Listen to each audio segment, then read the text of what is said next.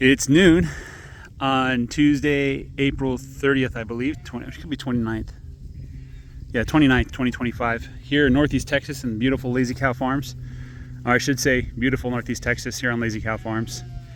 And I'm moving the animals to a new row, as I do every Tuesday morning and Friday evening. I keep them in a row for about half a week, moving them twice daily.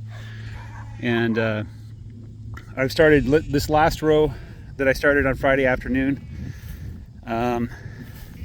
We grazed from the east to the west. The west is where the water source is. That's the west. So I set up a lane from the beginning and then had them graze backwards. Now, I thought that this would eliminate backgrazing. One of the concerns that I have is that the animals are spending too much time grazing and eating the grass in the middle of the rows rather than at the ends.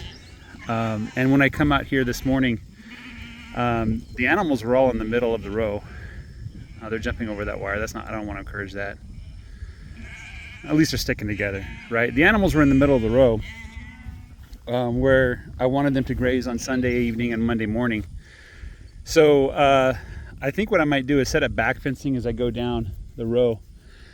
And that's as easy as leaving so I have a crosswire here. And then what I do is I move them into the next, set up a new crosswire, move them to the next paddock, and then just extend the crosswire. That should be pretty easy to do. So, sheep, sheep, sheep. Look at them jump. Did you count that and fall asleep? There's some laggards behind there. Right now, the thermometer says it's about 85 degrees. The blackberries are ripe. The grass is up to my knees. The trees are super green. I can see allergies, or I can feel allergies starting. Runny nose, itchy eyes. Lots of milkweed out here, lots of ragweed in different places. I think the cedar trees are the things that really get me. When they spawn their spores, that affects me pretty bad. And we have a lot of cedar trees in the southern half of the pasture, or the southern fence of the pasture, right? So the closer I get there, the more my eyes are going to start itching. But then when I pull away, I get better. Anyway, here's the blackberries that are ripe along the fence line. I've just been eating those for breakfast here. Really yummy, a little bit bitter, a little bit sour, but very, very nice. And so that's pretty exciting for me to see those berries. Somebody left a comment on one of my last videos, and I don't know what he was trying to say, or what like, okay, so when you say something, you want somebody to understand something. You're trying to communicate an idea. And I think the intent of his comment was, don't listen to this guy, he doesn't know what he's talking about, right? And the other part of his comment is that, a lot of these YouTube farmers, they don't know what they're talking about. And I think he thought that I would disagree with him. When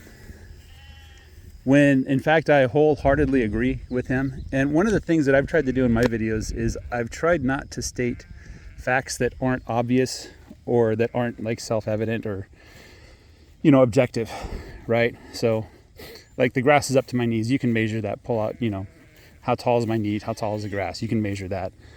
And so one of the things I avoid doing is telling people how they should do their farms. I might say, hey, this is what I've done. This is what's happened.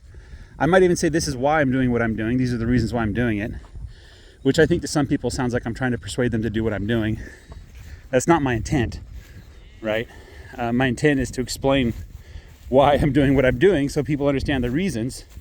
And if they disagree with the reasons, then obviously they probably shouldn't be doing what I'm doing, or maybe they have different reasons to do the same thing, But I think it's important people understand the why, or at least the thinking, the philosophy behind what we're doing, so they can make their own decisions and good decisions.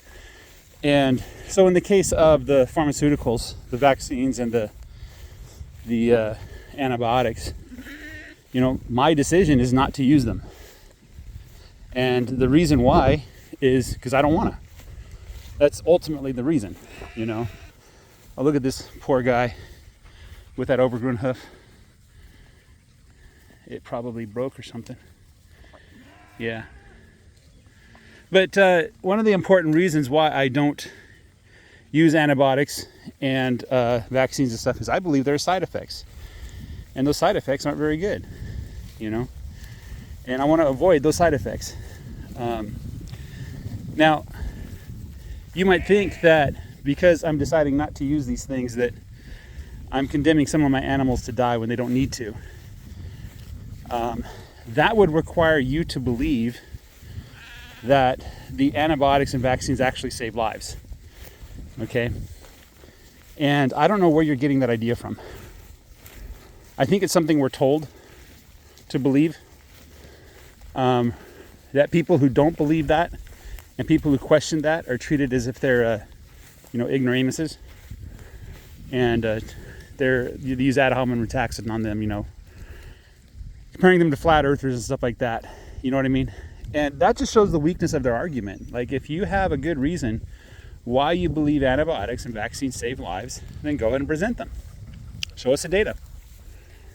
Share with us the experiments you've done and the observations you've made. I'm going to try to catch that lamb and fix his hoof there. It's not a question really about belief. When you state a fact like vaccines will save lives, show me the data, right? Show me the studies you've done. Give me a number. How many lives will it save? And in science, show me the error bars. If you're going to say X is true, then you have to say X is true and we have 98% certainty plus or minus 4%, right? You know what I mean? Something like that, right? So just saying like I'm 90% sure is not enough. You need to give me the error bars too, right? So that's the kind of data that we need and the numbers that we need if you're going to make those kind of claims, right? So a lot of people out there, they believe that if you go to the doctor and the doctor writes on his piece of paper and hands you a slip of paper, and you go to the chemist or the pharmacy and you hand him that piece of paper and a little bit of money, right? That chemist, that pharmacist can cure your disease. And those medicines are, maybe not one medicine, but the combination of medicines is a kind of panacea, right? And, my opinion is like, no, I don't think that's true.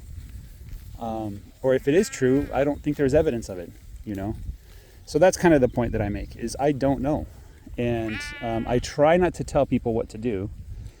And I'm thinking back whenever I do, go ahead and tell me when I told people what to do. And then I'll either apologize or say, well, there's a context to that, right? I was saying, if you think this, then that, or whatever, you know what I mean? But you have your own farm or not. You eat meat, hopefully. If you don't, then your opinion kind of doesn't matter on the subject of how the animals are raised. If you do eat meat, then you get to choose where you buy your meat from and who do you purchase it from. And I think there's people, they want to buy meat that doesn't have vaccines or antibiotics in it, So that's the kind of meat I'm trying to grow here as well. That's another reason why I'm growing it. So that's kind of my opinion, is commentator accused me of being ignorant. And I'm confused because I agree with that statement. I am ignorant. I don't know. And I would like to know. I don't know how it's possible to know. Like, what kind of study would you have to do to prove X or Y or Z on a farm? I don't really know that you can, right? We might be able to make broad statements, but even then, like that whole thing of organic food was like a broad type of farming practices.